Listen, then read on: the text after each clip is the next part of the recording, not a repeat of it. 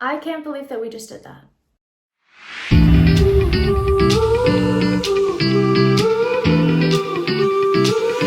Hey guys, welcome back to the channel. Welcome back to another match review. This is Crystal Palace 1, Chelsea 3, and yeah, I'm going to go through all of the action, specifically the key differences between that horrid first half and then the much better second half where we saw Chelsea nick 2 goals in injury time.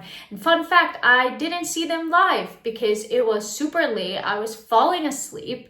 I saw that it was still 1-1 at 90 minutes, so I was like, oh, we never score injury time goals. Like, I'm going to bed. I'm so tired. I closed the laptop. I was already in bed watching it, falling asleep, and then I wake up this morning to a text and it's like 3-1 Chelsea, and I was like, what? And I go check and see that we scored 2 goals in injury time. I couldn't believe it. So yeah, that was a very, very pleasant surprise and way to start my day, but I went to sleep thinking that Chelsea had drawn that game. So yeah, that was kind of the fun fact, but let's get into this video. The lineup came out and it was the exact same team that faced Aston Villa, bar one change, which was that Thiago Silva came in for Badiashile. That was to be expected since Badiashile hobbled off injured in that match versus Aston Villa. But I was personally very excited to see the same squad because I wanted to see some consistency in the starting 11, and I felt that Chelsea had put in one of their best performances of the season versus Aston Villa midweek, so I wanted to see that continue and really give this team some time to be able to develop and play well with one another and develop a chemistry and understanding with each other. So I thought that it was the right decision and that's what I was hoping for. And then we just had an absolutely horrid first half. We weren't moving the ball quickly. We lost possession easily. We weren't stringing together passes. We didn't have any shots on target in the first half despite having 80% of the possession, and we just weren't doing anything with it.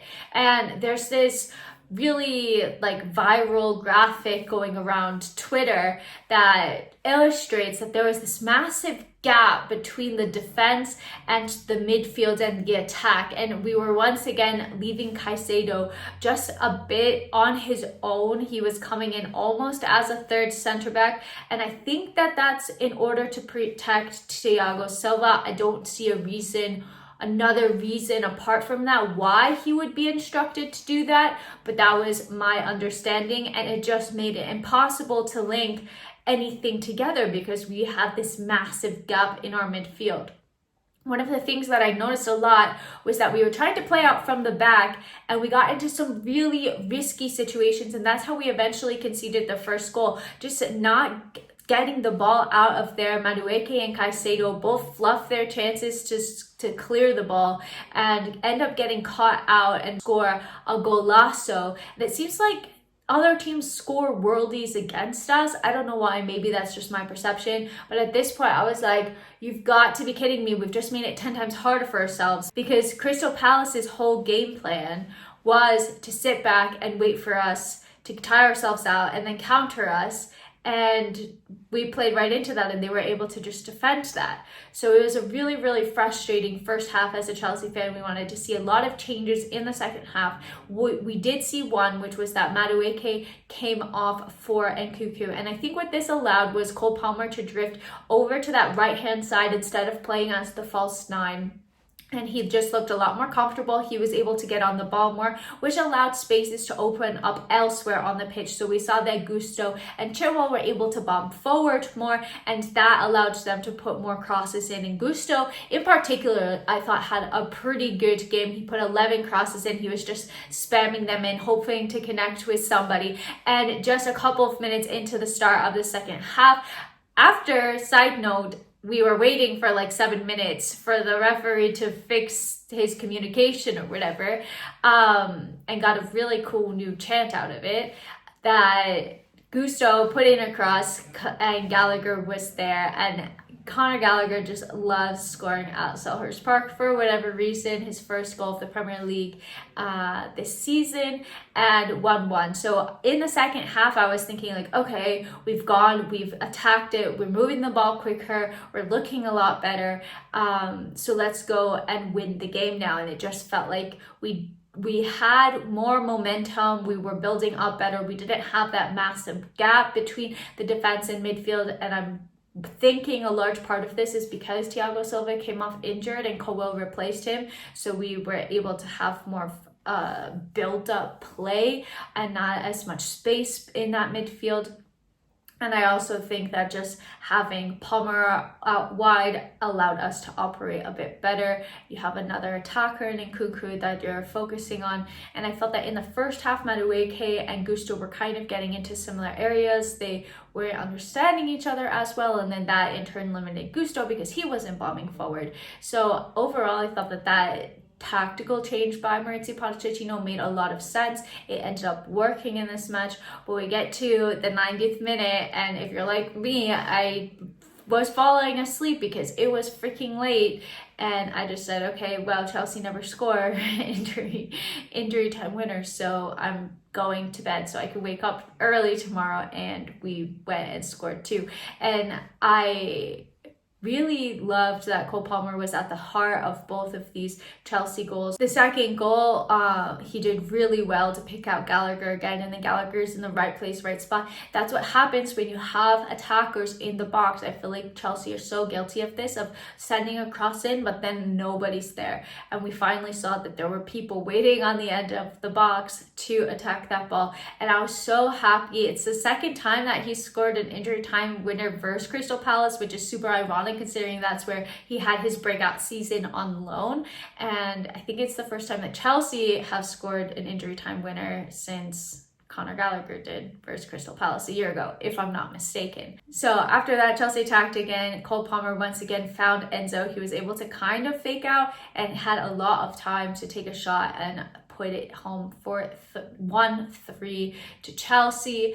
Honestly, the scoreline is pretty flattering. I'm surprised that we won the game. I'm happy. I think we had a really bad first half and an okay second half. Do I think it was our best performance ever in the second half? No, but we had 5 shots on target. We were at least getting forward more. We were looking more fluid as well. So that's what's important. And at the end of the day, we got all 3 points. We're up to 10th, but I would have loved that we didn't save it until the 90th plus first minute. So what does this say for Chelsea? Honestly, it's hard because you have days where Chelsea are looking really consistent with one starting 11, and then you pick almost the exact same starting 11 and we just fell apart. So it'll be interesting to see which team we pick to play Man City. But yeah, I think that this is just kind of showing the growing pains of the squad and how they're still learning how to play together, and they're still learning to get that consistency as well.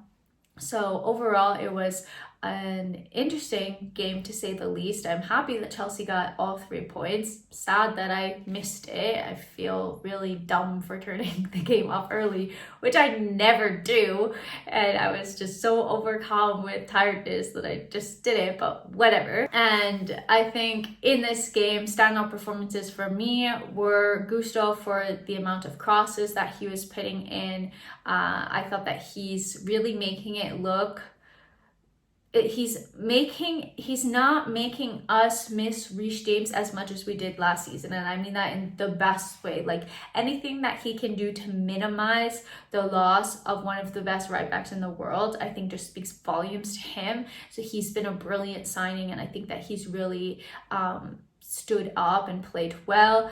Palmer, again, getting 2 assists. I think that he's definitely more potent on that right hand side when he can come in and hit it from his left rather than the false 9. I don't really want to see him in a false 9 anymore. I think with Jackson and Nkunku, you kind of have players that can play in that position if you want. And then I also have to, of course, shout out Conor Gallagher, who was the man of the match, scoring 2 goals. He covered 13 kilometers and he himself was quite surprised to see that.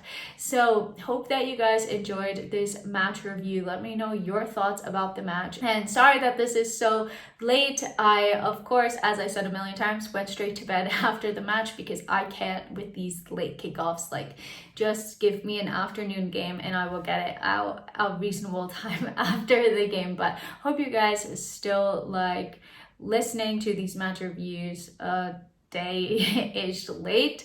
But yeah, that's basically it. If you like my content, if you like my channel, please do consider subscribing, liking this video, dropping a content, turning on notifications, because I've gotten a couple of messages that my videos just aren't appearing on your feed. So make sure to turn on notifications so you don't miss a video. And I'll have more coming up this week. Hope you guys have a fantastic rest of your day, evening, whatever time you're watching this. And until next time, I'm out. Bye.